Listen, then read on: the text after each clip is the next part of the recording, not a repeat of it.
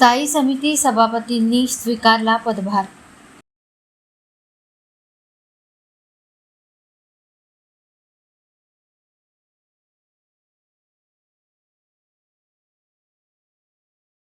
चंद्रपूर महानगरपालिकेच्या स्थायी समितीच्या सभापतीपदी नियुक्त झालेल्या मनस्वी गिऱ्हे यांनी 19 मार्च रोजी गुढीपाडव्याच्या शुभमुहूर्तावर सभापती पदाचा कार्यभार विधिवत स्वीकारला।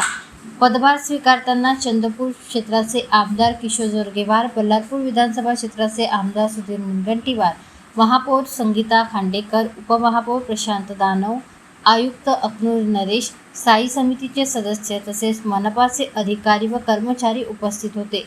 यावेळी संबंधित विभागातील कामकाजाचा आढावा घेण्यात आला।